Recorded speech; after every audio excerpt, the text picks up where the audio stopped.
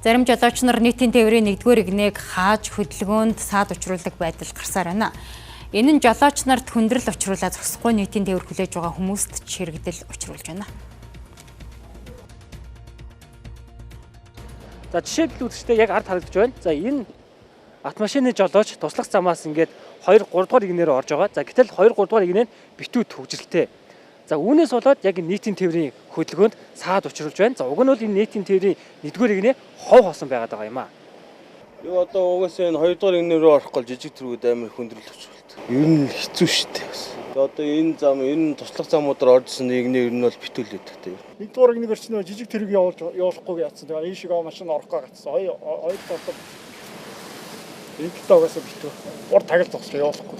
Тийм туслах замуудаас орж ирж байгаа дэргэнүүд чинь байнга ордоор орж ирдэг.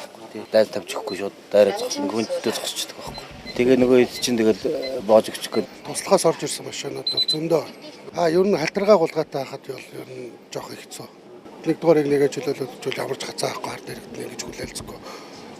Яг хараасаа л явчих. Энэ бол аливаа дүрм журам хэм хэмжээ гэхээс илүү эргэн хоорондын ухамсарын асуудлаас үүдэлтэй төвчрэл гэж хэлж болно. Ялангуяа багшийн дэд орчмын энэ хэсэг өглөө оройн оргил ачааллын үеэр хамгийн их төвжирдэг.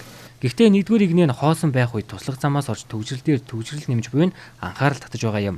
Хэрвээ өөрийгөө бусдыг гэсэн сэтгэлтэй нийтийн эрх ашгийг урдаа тавьдаг бол 1-р игнийг хааж зогсохоос илүү автобусанд зам тавьж өгч хөдөлгөөнийг фийм болгох нь 1-р алхам юм аа.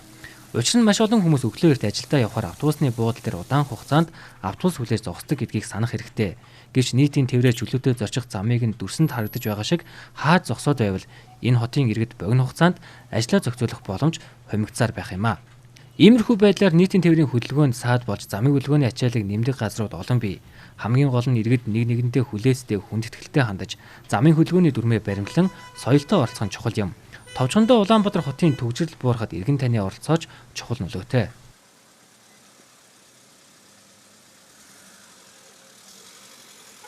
Хоосон байгаа ч игнийгээ чөлөөлж өгөхгүйгээд гацаад байгаа л гэж бодоод байна.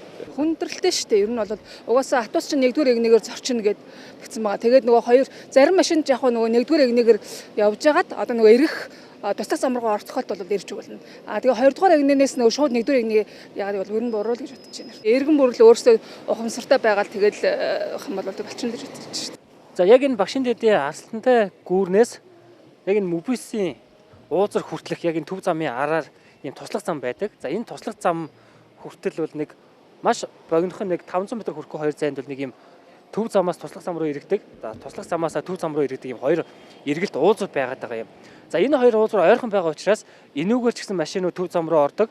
Тэгээ цаадлын голын уулзуураас ч гэсэн төв зам руу ордог ийм одоо асуудлууд байгаа. Энэ нь одоо юу дагуулж байна гэхээр төвчрэлтийг үүсгэж байгаа юм.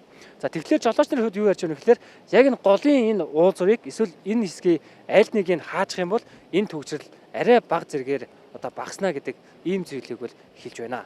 тий нэг талын одоо яг төв замынхаа юуг бол хаагаад нэг орой бинкийн цагаар нь ядаж хааж ячаад байвал цагдаа ч юм уу зогсуулагч те чигээр нь явуулдаг ч юм уу тий тийм юм. Багшийн дэдийн наадлан гүүр мөрөн дээр ч юм бол тийшээ ирэх гээд 1-р игнээ заавал орж иргэн зарим нь 2-оос иргэн тэгээд зарим автобусанд шүргэлдэх нэг тиймэрхүү асуудал зөндөө гардаг. Тийшээ уулзраараа шууд баруун ирэх боломж байгаа шүү дээ. Тийм байгаа. Энэ чигээр яваад энэ уулзуураар бол баруун ирэх юу бол байгаа шүү дээ.